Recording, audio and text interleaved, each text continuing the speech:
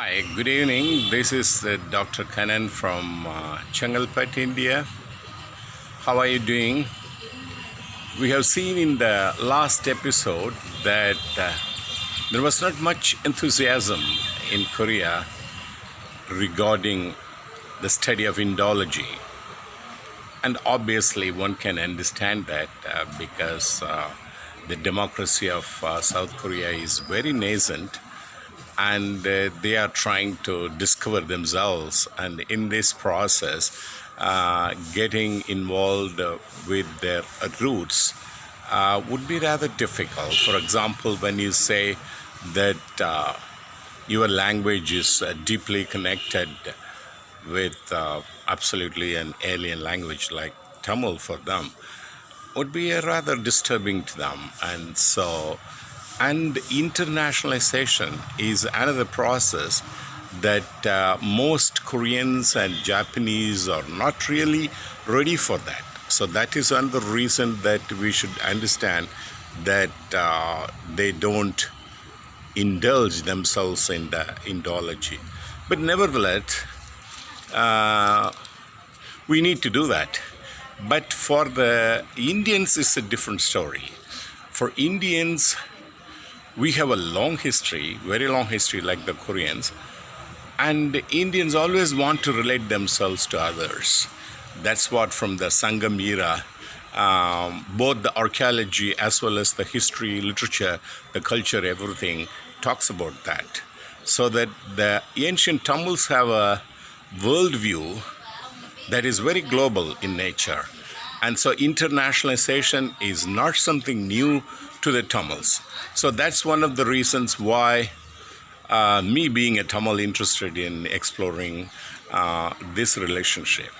We can start with Indus Valley Civilization. Yeah, Indus Valley Civilization was very international. But coming back to Tamil Nadu, then one can say that the Adichanallur. The Adichanallur is more than 600 BCE. And even in those archaeological discoveries, we see the skeletons of Mongolians, the skeletons of Europeans, and the blacks, as well as the Tamils. So that shows that that ancient city was a metropolitan with international connections. So only with that background we should see. But of course, Buddhism brought a lot of connection between China, Korea, and Japan. We don't know really like how the old Indians called the Koreans. For example, we give Hyecho's story. Hyecho was a great Buddhist monk.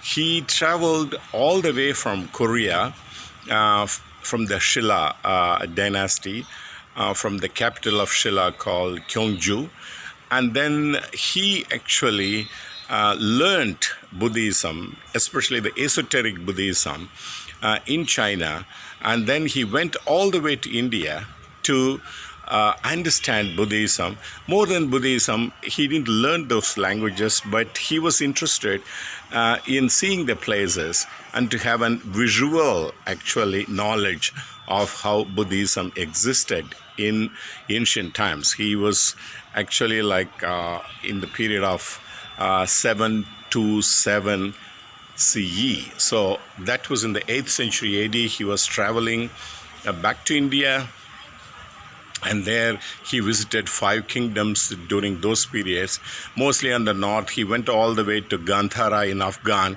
and then in Pakistan, as well as he went to the Deccan kingdoms, and then he returned through the Silky Way path.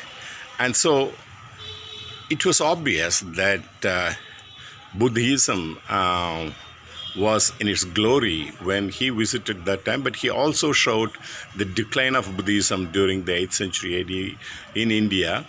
And the interesting thing is that these facts tell us that Buddhism connected Far East, especially Korea and Japan, with India. And the Buddhistic studies in India have not paid much attention again to the East. Hyecho should have been actually considered seriously in the travelogues like Marco Polo or Yuan Swang.